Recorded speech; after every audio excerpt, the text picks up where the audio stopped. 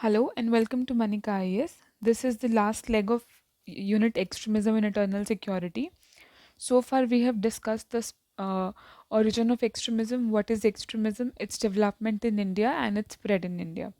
Now, in this particular part, we'll discuss the status and spread in terms of its quantity in India. How does it operate? Its modus operandi, funding, government strategy which is being applied by government to tackle the menace of extremism in India, and the issues and way forward. Okay, so let us first discuss status or spread of extremism in India. So spread of extremism in India has been declining in last decade. We have seen a decline. So to understand it, always refer to the Ministry of Home Affairs annual report. In that report, you can easily get the access of this data. Okay. So if you see in 2011, there were about 203 districts which were affected by extremism in 20 states. Okay. So far, the extent was so high that the then Prime Minister even Manmohan Singh said that the Naxalism is the single biggest threat to internal security of India. However, coming to 2015,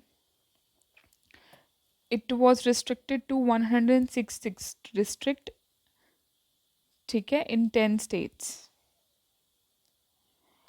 In starking change in 2017, it extended to 11 states. Okay, so we have seen a decline in number of district, but in here increase in one state. Kerala was the state that was added. Okay, and number of districts also increase. However, this increase in number of district was attributed to the bifurcation of some district to create new in order to tackle the spread of extremism in a better way. So this was the extent till 2017.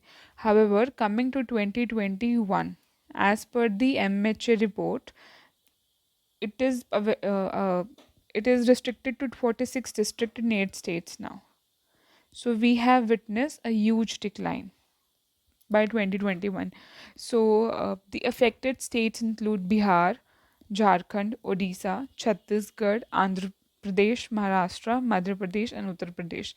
Bengal, Telangana, and Kerala have been effective in containing the spread of extremism in these areas.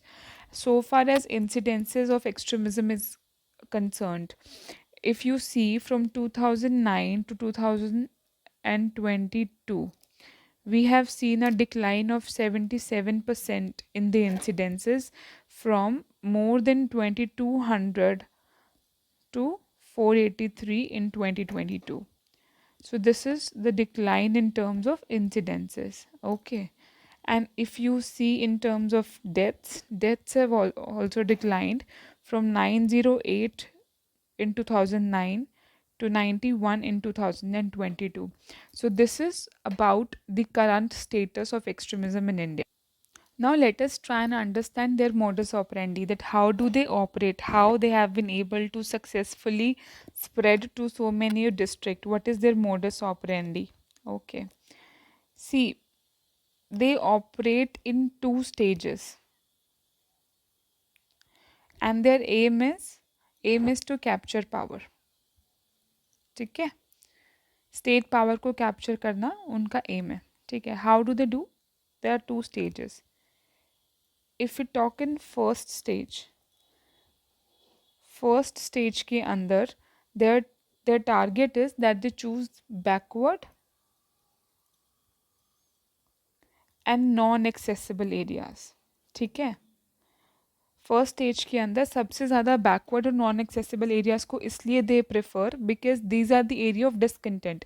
So it is easy for them to bank upon the sentiments of the people living there. Okay, they can easily bank upon the sentiments of the discontentment that the people are having. Okay, and then they can spread the ideology that they are coming with, and they pick up the issue of jal, jungle, and zameen.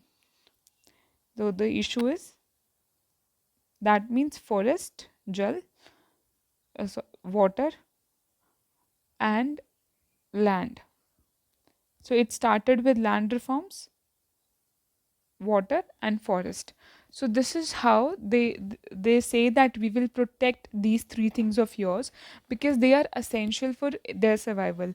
So if you see most of the tribal people, they are dependent on the forest for their survivals. Okay, so the ST communities have long roots in their jungles, so they bank upon these sentiments. Okay, so and how do they do that is they have a PLGA.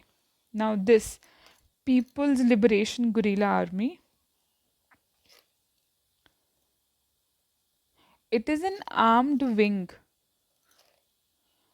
of CPI Maoist. ठीक है, so they carry out killings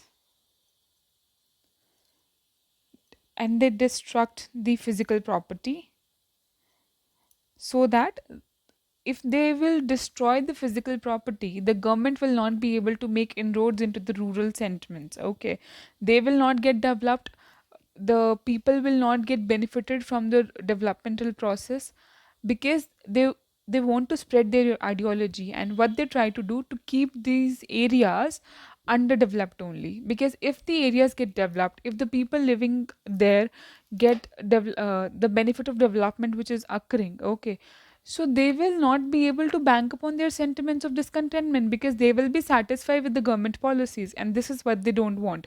Because if they have to survive, see, initially it started with an ideology of betterment, but eventually it became a game of power. Okay, so you want to capture power. How will you capture if the people living in a particular place, they are able to get, the benefit of development, they will not associate you with your ideology of violence, because now they don't need all those things. Okay, so what they try to do, they deliberately keep this area underdeveloped and poor, so they don't let the development happen in these, and whatever physical infrastructure is being built, they destruct that physical infrastructure also. So this is how they create a governance vacuum, and it also create a fear in mind of their threat. They keep their threat alive in mind of people who are responsible for delivery of services. Okay, now this is one thing. Second, how do they say that will protect? They organize Jan Adalat to resolve their issues. Okay, so here what they are essentially doing, again creating a vacuum of governance, not letting them go to the government for their issues. Okay, they are themselves creating Jan Adalats and they are resolving their issues. So in one way or the other, they are creating dependency also. So this is their approach when it comes to their modus operandi. Now this is their first stage. Okay, now the kind of attack that they conduct are famously known as tactical counter offensive campaign, TCOC, and they generally conduct them between spring and monsoon. Okay, so if you all have been reading newspapers, or if you have seen the previous lectures, you must be knowing that we discussed about the recent attack of 23rd April 2023, in which 10 district reverse guards and one driver was killed in Aranpur in Dantewada. Okay, by use of uh, IEDs. ठीक है, they use in explosive devices. So this is deliberate, they do it deliberately to instill fear in and showcase of their power. This is what they do, just to instill fear and showcase their power. Okay, so now what is this? TCOC is an armed violent attack on security forces, and what they do is they attack them and they loot away their weapons. During the same period also, they conduct recruitment in their guerrilla forces. They conduct recruitment. Okay, and what is the purpose is to consolidate and strengthen. Okay, and they also coerce the locals to join by giving informations. Okay, so this is how they operate in the very first phase, because it's in the local areas, in the backward areas. Now when it comes to the second stage, in second stage they do not restrict themselves to the local areas.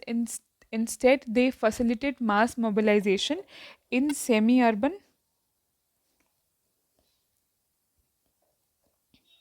and urban areas. So, in as we have seen, no, in first stage, the area of operation is backward areas, whereas in second, now they are spreading their roots in urban areas and semi-urban areas. ठीक है? And how they do is now here, because you cannot bank on the sentiments of discontentment, because people are already getting the facilities in the urban areas. So what they use educated intellectuals who have firm belief in Maoism, ठीक है, who are famously known as Naxals. Urban Naxals. They use them to spread their ideology. ठीक है. And here, one thing is this, that they use urban Naxals, and using them, they create front organizations. Okay. In order to spread their ideology. This is how they do. And here they do not pick up the issue of Jar Jungle Zameen, because now the people who are living in this area are not connected to that issue. So here they pick up the issues like displacement.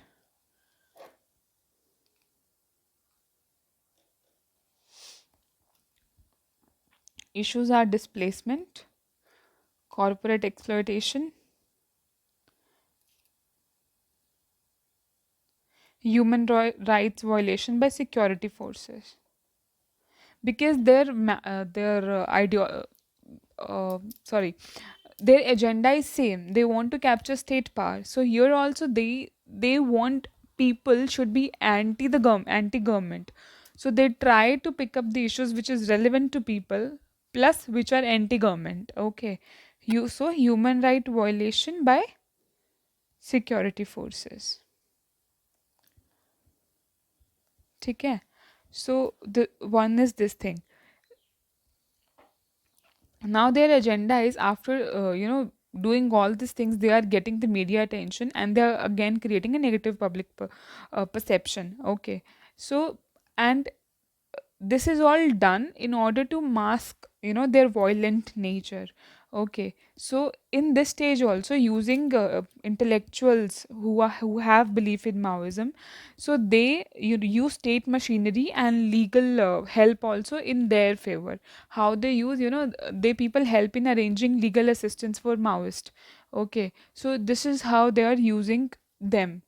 Now, as per some reports, it has also been come to notice that CPI Maoist is also planning to create a strategic united front. It is their plan.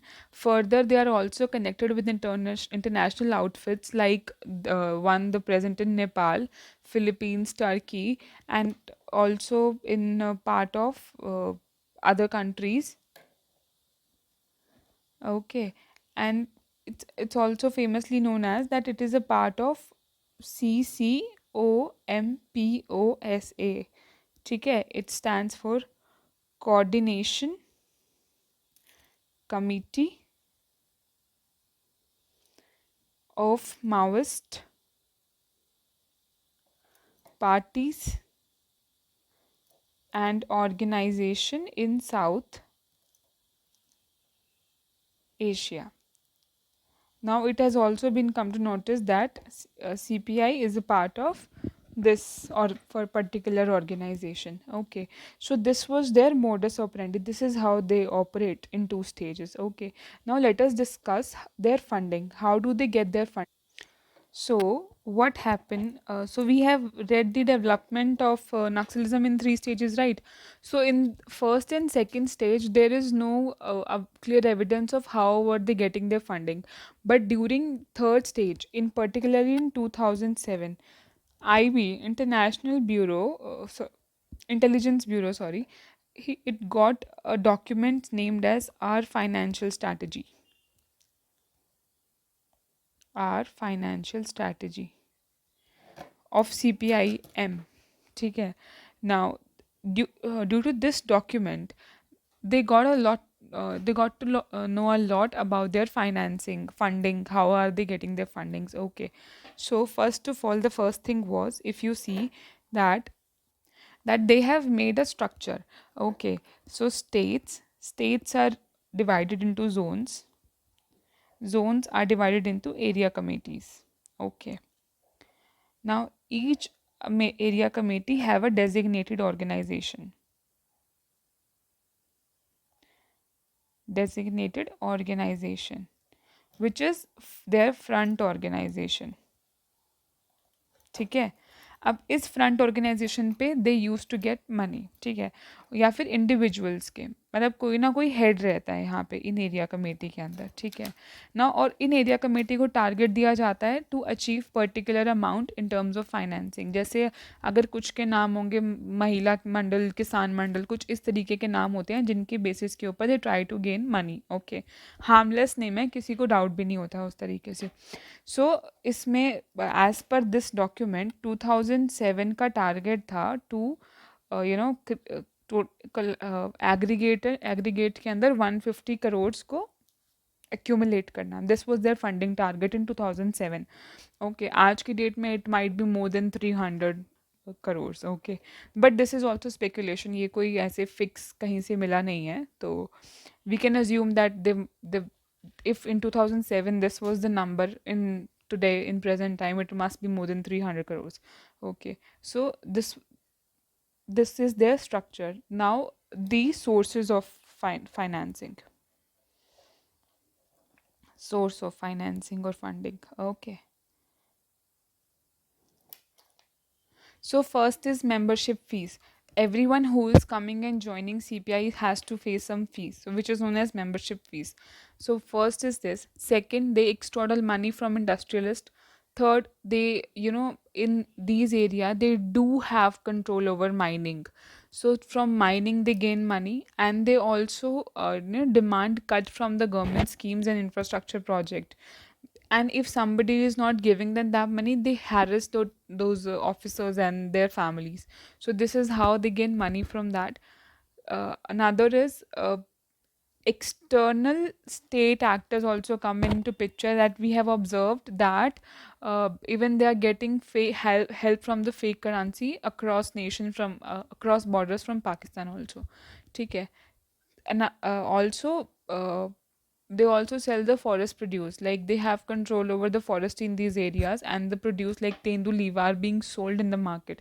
So these are some of the sources of financing that they have. Okay, now let's understand how government is strategizing, government strategy and approach to tackle them. Government का क्या strategy है tackle करने के लिए extremist को, ठीक है। So government की जो स्ट्रैटेजी है, it is multi pronged strategy. Okay, so it is both population centric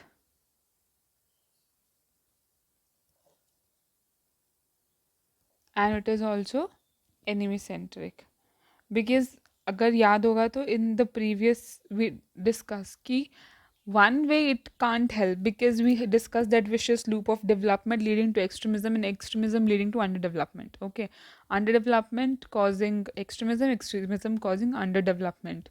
So if you want to break this cycle, you have to work on both the fronts. You cannot just work on one and say that we can break. No, other will facilitate the one which is being broken. Okay, so you have to simultaneously work, and government understood this extremely well, and they opted a development come security approach.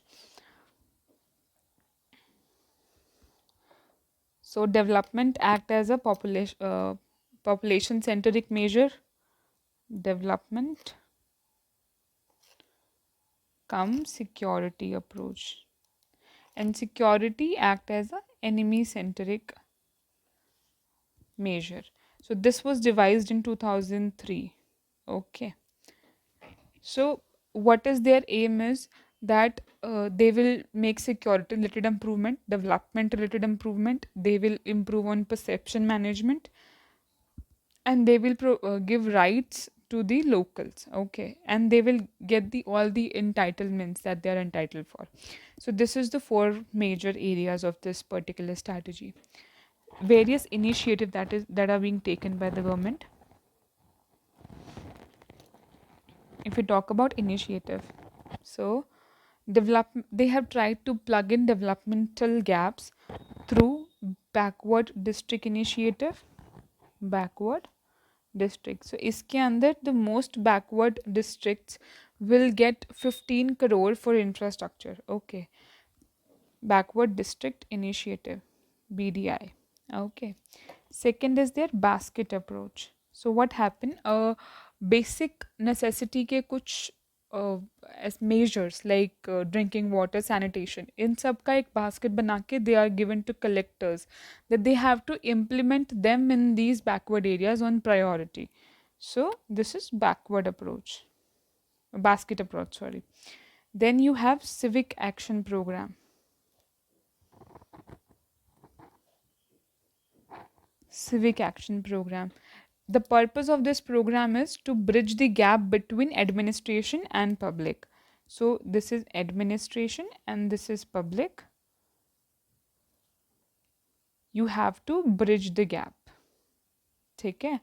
So by providing them all the facilities and all. So this is, and through also positive perception building. This is civic action program. Okay. Then you are also providing them job opportunity, jobs through recruitment of village police volunteer. Recruitment.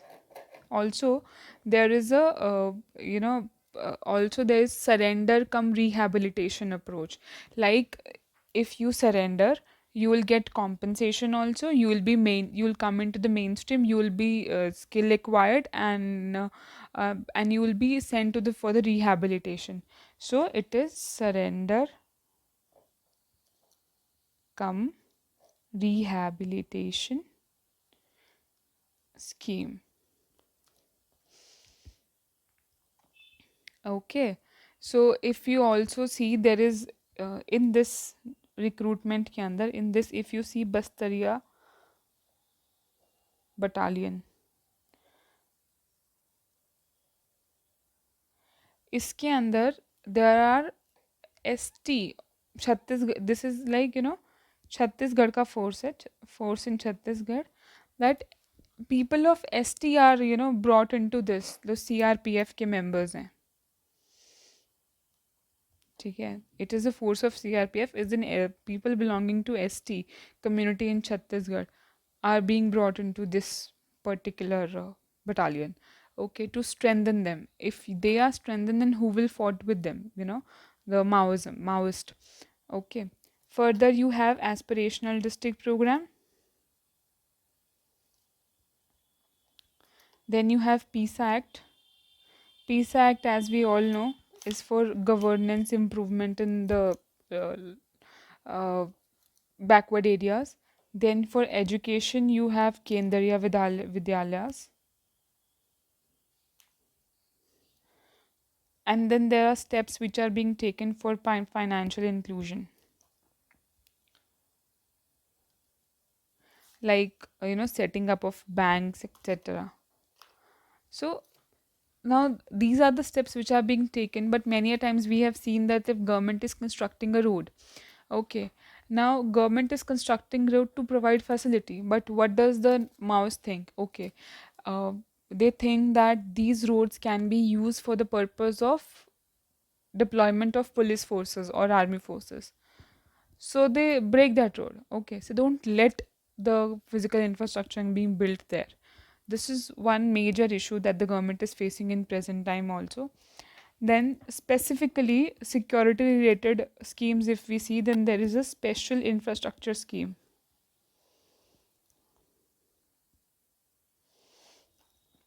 Special infrastructure scheme says that it is aiming at strengthening special forces of states and state intelligence bureau, SIB. ठीक है. Further, 400 police stations are being fortified under this scheme, and there will be a 60-40 split in the finances between center and state. Okay. Then you have special central assistance.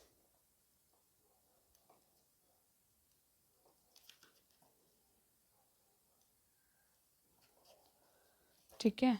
Now, the most important is samadhan. It is a doctrine which was given in 2017. So this is a question has already been, but has a potential to be coming from this particular topic. So the aim is to counter left wing extremism, and let's discuss samadhan. Samadhan, S stand for smart leadership.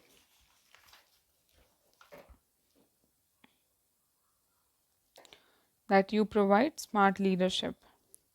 Then you have aggressive strategy. This is the most comprehensive strategy ever made. Aggressive strategy. M stand for motivation and training of the people who have surrendered. Then A stand for actionable intelligence.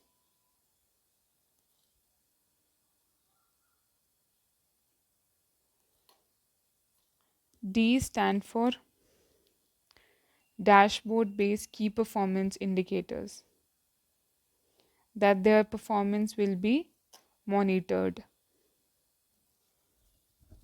H stand for harnessing technology, that they have to employ technology a lot in order to tackle the extremism, because they are also employing high end technologies, to fulfill their means. A stand for action plan for each theater. Action plan for each theater.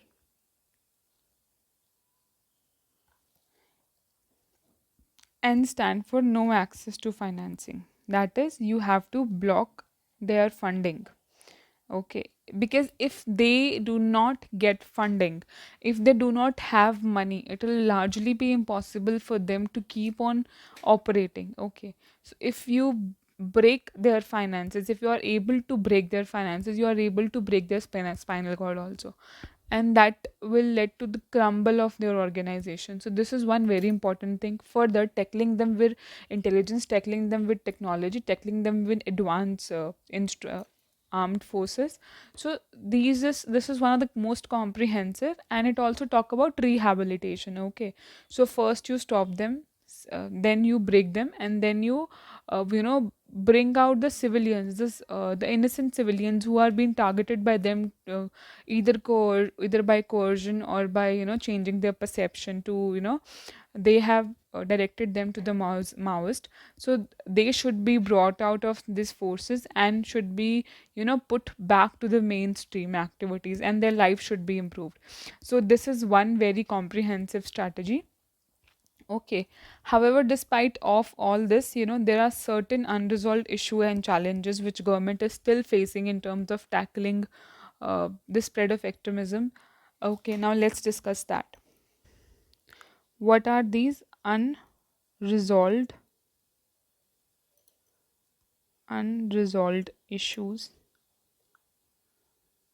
and challenges?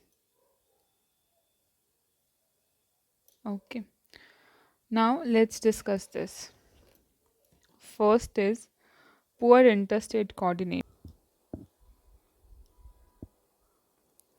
So many a times we have seen that the states have different sort of policies with reference to with regard to extremism, and different states have different rehabilitation policies, different tackling policies, different organization policies, and extremists take advantage of these policies and try to figure out the loopholes. This is one such drawback. Second is their lack of coordination between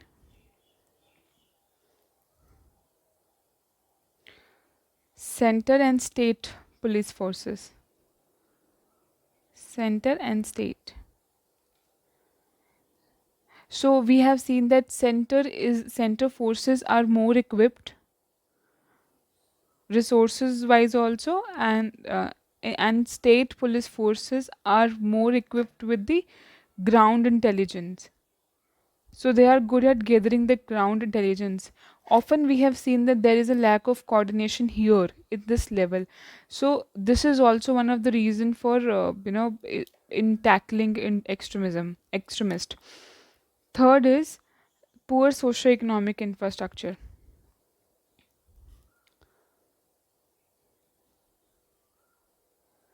So, in terms of electricity, roads, logistics, the infrastructure is poor in these areas, which also act as an impediment in the growth in the you know in for tackling the growth of extremist.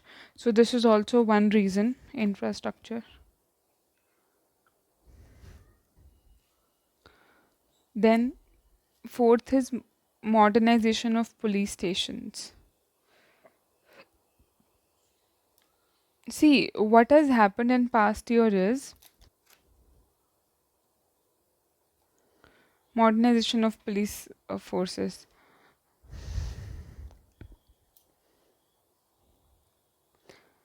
that they have carried out fortification. However, the police forces still lack the modern weapons. Like, if there are some laser weapons available with Israel. A government get those laser weapons, so this they can be helpful in preventing loots. Okay, so this is one thing. Then the issue of land reforms. Land reforms is a long pending issue. In last, we see that government started digitalization of land records. However, this that has still not been completed. So it reflects a sort of lack of political will also. So this is another reason. Another reason is the lack of technology. So in the recent attack, we have seen that they use IEDs. Okay. So government forces said that they do not have the technology to identify the presence of an IED to that good extent. Okay. So that is a loophole. Further, you do not have a huge digital penetration in these areas. So the use of technology also gets limited. Okay. So this is another reason. Then, inability to change the perception. Inability to change perception.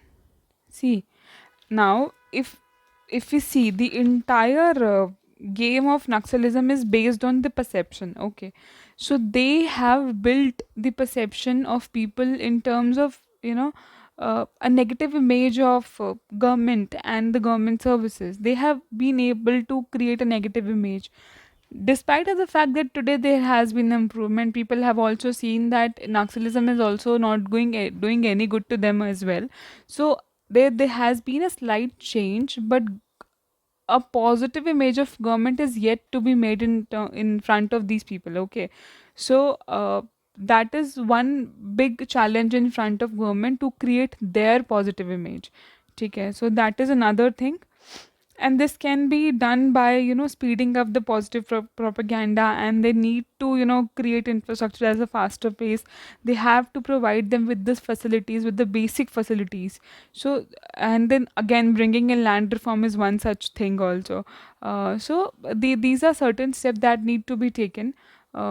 Okay, then you have another issue of negotiation. So, negotiations. So government is not negotiating with Naxalites. Okay. So they are saying that you first end the violence, then only we will negotiate. On the contrary, what the Naxalites are saying, why you are having conditional negotiations with us? Whereas if you see the Northeast insurgency, you have conducted negotiation with them, despite of them being not, giving up violence. Why there is a condition specifically for Naxals? So there is a bridge. The lack of negotiation is another issue which is there. So somehow this have to be bring in balance. Somehow this has to be tackled. How? Let's see forward. So these are certain issues that are there. These are the challenges that government is facing when it comes to their fight against Naxalism. Okay, now way forward. So way forward is there in your challenges. So you have a lack of coordination, you have to rebuild a coordination. You have to have a similar synergy in your, you need synergy in your synergy and coordination in activities of various states in order you want to tackle the Naxal. Second, you need to have infrastructure development. Then you need to have capacity building of state forces, local police, plus better coordination, high end technology, and better weapons. ठीक है. So improve intelligence,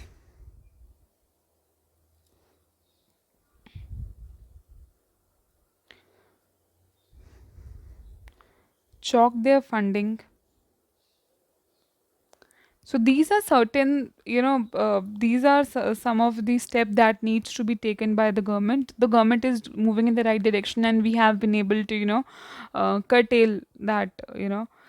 I think social media nowadays is also a tool which can be, capitalize in terms of their image building when it comes to perception building also. So social media can also be capitalized. So this was all about extremism that we have read so far. Uh, in the next chapter, we'll read about insurgency in the Northeast. So this was about extremism. There are some also certain keywords, certain terms that we'll discuss in next leg or next lecture only. So this was about extremism. If you have any doubt, you can please ask your questions. Till then, revise it, make your notes. This will be helpful in answer writing also. So all the best. Thank you.